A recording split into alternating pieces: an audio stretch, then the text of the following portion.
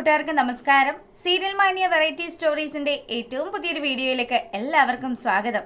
ഞാൻ എത്തിയിരിക്കുന്നത് മൗനരാഗം സീരിയലിന്റെ നാളത്തെ സൂപ്പർ ഹിറ്റ് പ്രൊമോ വിശേഷമൊക്കെ ആയിട്ടാണ്. നേരെ നമുക്ക് കിരണിന്റെയും കല്യാണിയുടെയും നാളത്തെ കഥയിലേക്ക് പോയാലോ? അങ്ങനെതാ നമ്മുടെ കല്യാണി കോടതി മുറിയിലിട്ട് പ്രകാശനെ പൊരിച്ചടുക്കുകയാണ്. അപ്പം ഈ സമയത്താണെങ്കിലോ പ്രകാശനെതിരെ കോടതിയിൽ സാക്ഷി പറയാൻ പുള്ളിക്കാരന്റെ മൂത്ത മകളായ കാദംബരിയും എത്തിച്ചേർന്നു. കാദംബരി പറഞ്ഞ കാര്യങ്ങളെല്ലാം ജഡ്ജിയമ്മക്ക് അങ്ങ് ബോധ്യപ്പെടുകയും ചെയ്തു. അതിന്റെ വെളിച്ചത്തിൽ പ്രകാശനെ വീണ്ടും വിസ്തരിക്കാനായിട്ട് തുടങ്ങുമ്പം പ്രകാശനോട് നമ്മുടെ കല്യാണി ഒരു ചോദ്യം ചോദിക്കുന്നുണ്ട്. നിങ്ങളുടെ ഇളയ മകള്, നിങ്ങളുടെ രണ്ടാമത്തെ മകളുടെ മുഖം നിങ്ങൾ എപ്പോഴാണ് വ്യക്തമായി കണ്ടതെന്ന്. ഈ ചോദ്യം കേട്ടതും പ്രകാശനാണെങ്കിലോ മക്കളുടെ മുഖമൊക്കെ ഇപ്പൊ അച്ഛനമ്മമാരും ഒക്കെ ഡെയിലി കാണുന്നതാണല്ലോ, അതുകൊണ്ട് തന്നെ അതിനിപ്പോൾ പ്രത്യേക തീയതിയൊന്നും പറയാനൊന്നും സാധിക്കില്ല. അപ്പം ഉടനെ ജഡ്ജി ചോദിക്കുന്നുണ്ട്, അതെന്താ പ്രകാശ് അത് പറയാൻ പറ്റാത്തത്? അതെ, അത് കറക്റ്റായിട്ട് തന്നെ പറയാൻ സാധിക്കേണ്ടുന്ന കാര്യം തന്നെയല്ലേ. നിങ്ങളുടെ മകളാണ്, അപ്പം അവള് ചോദിക്കുന്ന ചോദ്യത്തിന് നിങ്ങൾ മറുപടി പറയാനായിട്ട് ബാധ്യസ്ഥനാണ്. അങ്ങനെതാ കല്യാണി ആ ഒരു ചോദ്യം ചോദിച്ചിട്ടും പ്രകാശൻ നിന്ന് ഉരുണ്ട് കളിക്കുന്ന സമയത്ത് പെട്ടെന്ന് കല്യാണി തന്നെ പറയുന്നുണ്ട്, എനിക്ക് ഉറപ്പിച്ച് പറയാൻ സാധിക്കും, നിങ്ങൾ എപ്പോഴാണ് നിങ്ങളുടെ രണ്ടാമത്തെ മകളായ, അതായത് എൻ്റെ മുഖം നിങ്ങൾ കണ്ടത് എന്നുള്ള കാര്യം. ഞാൻ ജനിച്ചിട്ട് ഇത്രയും കാലമായിട്ട് ഇയാൾ എൻ്റെ മുഖത്ത് പോലും തിരിഞ്ഞു നോക്കിയിട്ടില്ല.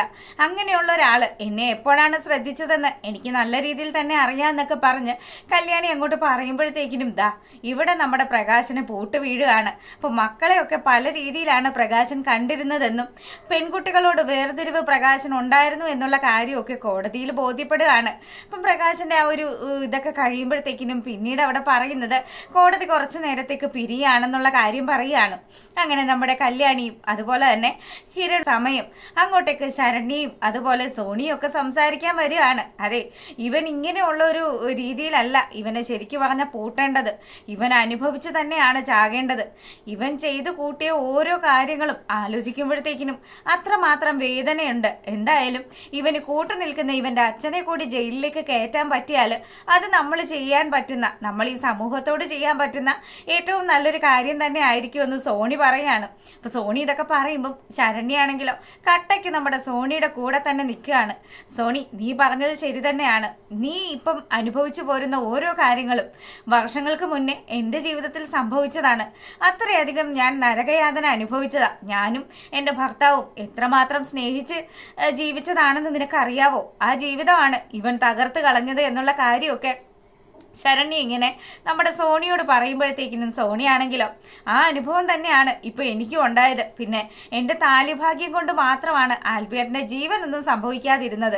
അപ്പോൾ ഇവരങ്ങനെ അങ്ങോട്ടും ഇങ്ങോട്ടും ഒക്കെ സംസാരിക്കുന്ന സമയത്ത് നമ്മുടെ പ്രകാശനാണെങ്കിലോ ഇനിയിപ്പോൾ എന്ത് ചെയ്യണം മോനെ, ഇങ്ങനെയൊക്കെ പോയി കഴിഞ്ഞാൽ ശരിയാവില്ലല്ലോ, നീ വക്കീലിനോട് നല്ല രീതിയിൽ തന്നെ സംസാരിക്കണം. ദേ കല്യാണി അത്യാവശ്യം പഠിപ്പും വിവരമൊന്നും ഇല്ലയെന്ന് പറഞ്ഞിട്ട് അവൾ ഈ രീതിയിലൊക്കെ വാദിച്ചു കൂട്ടുമെന്ന് അച്ഛൻ സ്വപ്നത്തിൽ പോലും വിചാരിച്ചില്ല. അതിനും പോരാഞ്ഞിട്ട് നിന്റെ മൂത്ത പെങ്ങള് അവളും കൂടി വന്ന് സാക്ഷി പറഞ്ഞിരിക്കുന്നു. ഇനിയിപ്പം നമ്മൾ എന്ത് ചെയ്യും? ഇങ്ങനെയൊക്കെ പോയി കഴിഞ്ഞാൽ നിന്നെ ഇവർ ഈ കള്ളക്കേസിൽ കൊടുക്കും. പ്രകാശൻ അറിയുന്നില്ല പ്രകാശൻ വലിയ ക്രിമിനലിനെയാണ് ഇങ്ങനെ സേവ് ചെയ്ത് വെക്കുന്നത് എന്നുള്ള കാര്യം.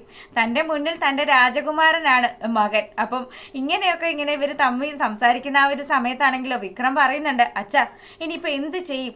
ഞാൻ എങ്ങാനും ജയിലിൽ പോവേണ്ടി വന്നാൽ അത് അവളെ കൊന്നിട്ടായിരിക്കും എന്നുള്ള കാര്യം പുള്ളിക്കാരൻ അവിടെ വെച്ച് ഇങ്ങനെ സംസാരിക്കുകയാണ്. അപ്പം വിക്രത്തെ പിന്തുണച്ചുകൊണ്ട് തന്നെ പ്രകാശനും പറയുന്നുണ്ട്, നിനക്ക് മേലെ കല്യാണി വളരില്ല, അതിങ്ങനെ വളരാൻ വേണ്ടിയിട്ട് ഈ അച്ഛൻ സമ്മതിക്കുകയില്ല എന്നുള്ള കാര്യമൊക്കെ പറയുക. പിന്നീട് കോടതി ആ ഒരു ഗ്യാപ്പൊക്കെ കഴിഞ്ഞു വീണ്ടും കൂടുന്ന സമയത്ത് കല്യാണി തന്നെയാണ് ഡിഫൻസ് ഭാഗത്ത് നിന്നും കല്യാണിയെയാണ് വിളിക്കുന്നത്. അപ്പോൾ കല്യാണിക്ക് അടുത്ത സാക്ഷിയെ വിസ്തരിക്കാനുണ്ടെങ്കിൽ വിസ്തരിക്കാമെന്ന് പറയുമ്പം പെട്ടെന്ന് തന്നെ നമ്മളെ കാണിക്കുന്നത് ഇതാ സോണിയെ വിസ്തരിക്കാൻ വേണ്ടി ക്ഷണിക്കുകയാണ്. അപ്പം സോണി വന്നതും നമ്മുടെ വിക്രത്തിൻ്റെ മുൻ ഭാര്യയാണ് എന്നുള്ള രീതിയിൽ തന്നെയാണ് കല്യാണി സംസാരിക്കുന്നത്.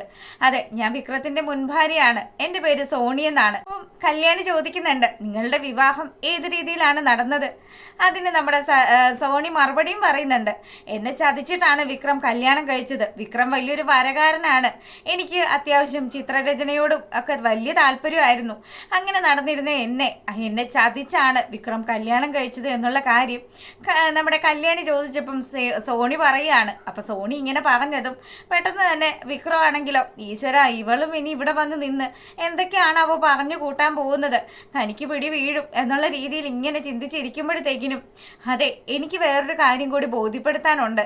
എൻ്റെ ജീവിതത്തിൽ ഈ കഴിഞ്ഞ ദിവസം ഞാൻ ഇയാളെ ഉപേക്ഷിച്ചതിന് ശേഷം കഴിഞ്ഞിടയ്ക്കാണ് ഒരു വിവാഹം കഴിച്ചത്. അപ്പം ആ ഒരു വിവാഹ ജീവിതം ഇവൻ ഏറ്റവും അധികം കണ്ണുകടി ഉണ്ടാക്കിയത് തന്നെയാണ്. ആ കല്യാണം മുടക്കാനും ഇവൻ എൻ്റെ ഭാവി വരനെ പോയി കണ്ട് ഒരുപാട് കാര്യങ്ങളൊക്കെ ശ്രമിക്കുകയൊക്കെ ചെയ്തതാ. പക്ഷേ അതൊന്നും നടക്കാത്തതിൻ്റെ ദേഷ്യം തീർത്തത് എൻ്റെ വീട്ടിൽ കഴിഞ്ഞ ദിവസം ഒരു മോഷണം നടന്നായിരുന്നു. ആ മോഷണത്തിനുള്ള കാര്യങ്ങളെല്ലാം ഞങ്ങൾ പോലീസിൽ കംപ്ലൈൻറ്റും ചെയ്തതാണ്. പക്ഷേ അവിടെ വന്നത് 3 ചെറുപ്പക്കാരാണ്. അതിൽ ഒരു ചെറുപ്പക്കാരന് ഈ നിൽക്കുന്ന വിക്രമിൻ്റെ മുഖഛായ ഉണ്ട് എന്നുള്ള കാര്യം സോണി കോടതിയിൽ അങ്ങ് വിളിച്ചു പറയുമ്പോഴത്തേക്കിനും വിക്രം ആണെങ്കിലോ നിന്ന് വേർക്കാണ്. ഇനി സോണി തന്നെ കണ്ടിട്ടാണോ ഇങ്ങനെ പറയുന്നത് എന്നുള്ള പേടി നമ്മുടെ വിക്രത്തിന് നല്ലതുപോലെ തന്നെ ഉണ്ട്. അപ്പോൾ പ്രകാശനാണെങ്കിലോ, എടാ, ഇനി നീ എങ്ങാനും അങ്ങനെ എന്തെങ്കിലും ചെയ്തോ? ശരണ്യയുടെ അമ്മൂമ്മേൻ്റെ മാല മോഷ്ടിച്ചതാണല്ലോ. അപ്പം അതുകൊണ്ട് തന്നെ ഇവൻ ഇങ്ങനെ ഒരു കള്ളത്തരം ചെയ്ത് കാണുമോ എന്നുള്ളൊരു സംശയം നമ്മുടെ പ്രകാശനുണ്ട്. പ്രകാശൻ നേരെ മകൻ്റെ ഷർട്ടിന് കോളർ കുത്തി പിടിക്കുകയാണ്. പിടിച്ചിട്ട് ചോദിക്കുന്നുണ്ട്, മോനെ സത്യം പറയും, നിനക്കതിൽ വല്ല പങ്കും ഉണ്ടോ എന്ന് ചോദിക്കും. തൻ്റെ അച്ഛൻ്റെ മുന്നിൽ വിക്രം പറയുന്നുണ്ട്, ഇല്ലച്ച, ഞാൻ അങ്ങനെ ഒരു തെറ്റും ചെയ്തിട്ടില്ല. എനിക്ക് അങ്ങനെ ചെറിയ പരിപാടിയൊക്കെ ഉണ്ടായിരുന്നു. പക്ഷെ അത് ശരണ്യയുടെ ആ ഒരു കേസ് കെട്ടോടുകൂടി ഞാൻ ഉപേക്ഷിച്ചതാണ്. ഇതിനൊന്നും എനിക്കൊരു പങ്കും ഇല്ല എന്ന് അവൻ അവിടെ ഇരുന്ന് സംസാരിക്കുക. അപ്പം ഈ സമയത്താണെങ്കിലോ നമ്മുടെ സോണി പറയുകയാണ്, എൻ്റെ ഭർത്താവിൻ്റെ തലയടിച്ച് പൊട്ടിച്ചു. അങ്ങനെ തലയടിച്ച് പൊട്ടിച്ചതിന് ശേഷമാണ് ഇവരും ഇവൻ്റെ കൂട്ടാളികളും ഒക്കെ കൂടി വീട്ടിൽ നിന്നും കടന്നു കളഞ്ഞത്.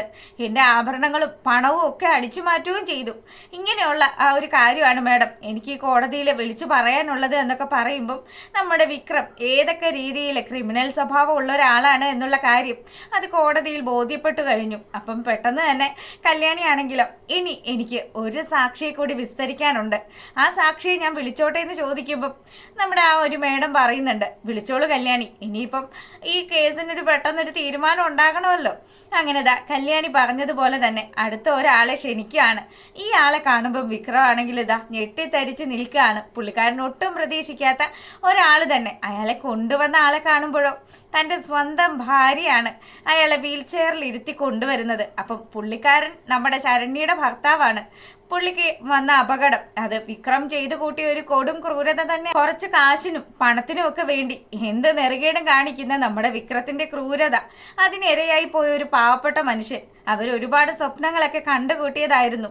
പക്ഷെ ഈ സ്വപ്നങ്ങളെല്ലാം തകർത്തുകൊണ്ടാണ് വിക്രവും അവൻ്റെ കൂട്ടാളികളും കൂടി ഇത്രയും വലിയൊരു ക്രൂരതയൊക്കെ ചെയ്തു കൂട്ടിയത്. അങ്ങനെതാ ശരണ്യ തൻ്റെ മുൻ ഭർത്താവുമായിട്ട് അങ്ങോട്ടേക്ക് കടന്നു വരുമ്പോഴത്തേക്കിനും നമ്മുടെ സോണി വിക്രത്തിനെ ഒന്ന് നോക്കുകയാണ്. നിനക്ക് പിടി വീണടാ, നിനക്ക് ഇനി രക്ഷയില്ല എന്നുള്ള രീതിയിൽ. അപ്പം കിരണിനും ഒക്കെ വലിയ സന്തോഷമായി. ഇപ്പം ഈ രീതിയിലാണ് കാര്യങ്ങൾ പോകുന്നതെങ്കിൽ ഉറപ്പായിട്ടും കല്യാണി വിക്രത്തെ തല്ലിയ കേസ് അത് ഒതുങ്ങുകയും ചെയ്യും. വിക്രം ചെയ്തു കൂട്ടിയ ഒരുപാട് ക്രൂരതകൾ അത് പുറത്തു വരികയും ചെയ്യും. അപ്പം അത്തരത്തിൽ അങ്ങനെ സംസാരിച്ച് നിൽക്കുമ്പോഴത്തേക്കിനും ഇദ്ദേഹത്തെ കല്യാണി ക്ഷണിക്കുകയാണ്. അപ്പം പുള്ളിക്കാരൻ വന്നതും നിങ്ങൾക്ക് എന്ത് അപകടമാണ് സംഭവിച്ചത് എന്നുള്ള കാര്യം ചോദിക്കുമ്പം എൻ്റെ വിവാഹം കഴിഞ്ഞു കുറച്ച് നാൾ കഴിഞ്ഞപ്പോഴത്തേക്കിനും ഞങ്ങളുടെ വീട്ടിലൊരു മോഷണം, ആ മോഷണ ശ്രമത്തിനിടെ ചില ആൾക്കാർ എന്നെ അടിച്ചു വീഴ്ത്തിയെങ്കിലും എൻ്റെ ഭാര്യ അവരെ എല്ലാം നല്ല രീതിയിൽ തന്നെ കണ്ടിരുന്നു. പിന്നീട് ആ കേസ് കൊടുക്കാനോ അതിനു വേണ്ടിയുള്ള കാര്യങ്ങൾക്ക് മുന്നിട്ടിറങ്ങാനോ എനിക്ക് വയ്യാതെ വന്നതുകൊണ്ട് മാത്രമാണ് അതിൻ്റെ പുറകെ പോകാതിരുന്നത്. അതുമൂലം എൻ്റെ ഭാവി ജീവിതമാണ് അവതാളത്തിലായത്. പുള്ളിക്കാരൻ നടന്ന കാര്യങ്ങളെല്ലാം ഇങ്ങനെ പറയുമ്പം ശരണ്യയോടും സംസാരിക്കുകയാണ് നമ്മുടെ കല്യാണി. അപ്പോൾ ശരണ്യാണെങ്കിലോ, അവനെ ഇടിച്ചു വീഴ്ത്തിയവളാണ് ഞാൻ. അവൻ്റെ മുഖം ഞാൻ നല്ല രീതിയിൽ തന്നെ കണ്ടു. അവൻ ഈ നിൽക്കുന്ന വിക്രം തന്നെയാണ് എന്ന് ശരണ്യെ വിളിച്ചു പറയുമ്പോഴത്തേക്കിനും പെട്ടെന്ന് തന്നെ നമ്മുടെ വിക്രം ആണെങ്കിൽ ഇനി ഇവിടെ ഇരുന്നാൽ രക്ഷയില്ല, താൻ പിടി വീണു കഴിഞ്ഞു, തനിക്ക് ഇനി ഒരു രീതിയിലും മുന്നോട്ട് രക്ഷപ്പെടാൻ സാധിക്കില്ല എന്ന് തന്നെ വിക്രത്തിന് മനസ്സിലായി. ആ സമയമാണ് നമ്മുടെ പ്രകാശൻ മനസ്സിലാക്കുന്നത് തൻ്റെ മകൻ ഒരു കൊടും ക്രിമിനൽ തന്നെയാണെന്ന്.